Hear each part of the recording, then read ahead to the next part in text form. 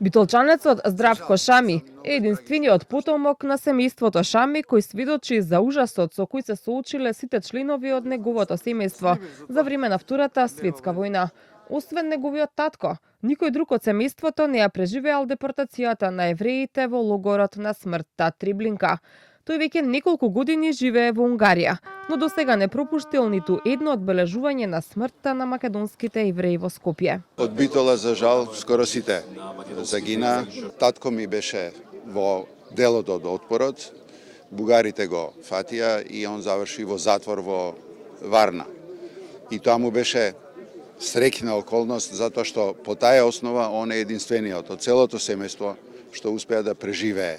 Од другите стари битолчани, тие што преживеа, најголем дел од нив беа во отпорот, беа во партизаните. И тоа е единствен начин на кој остана дел од приказката на евреите од Битола. Председателот на еврејската заедница Пепо Леви во емотивен говор потсети дека македонците и евреите во минатото живееле пријателски, а биле осудени на смрт само затоа што се евреи.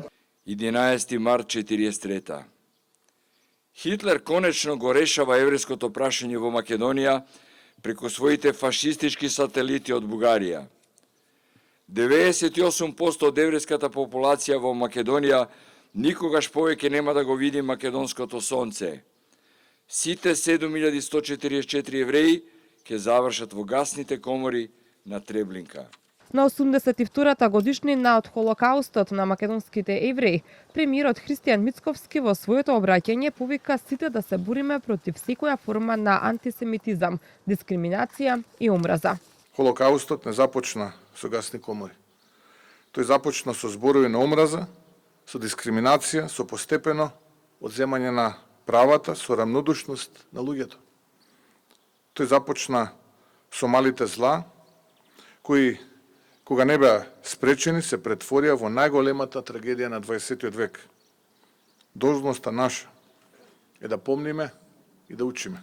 На комеморацијата присутна беше и амбасадорката на Израел Симона Франкел, која повика да се ослободат заложниците кои ги држи Хамас и рече дека нема да има мир, се додека не се ослободи и последниот заложник. There are still 59 hostages being held by Hamas. 22 of them, we believe, are still alive. There are no words that can describe their suffering. 40 meters underground, no light, no food, drinking salted water. I am calling here for their immediate release.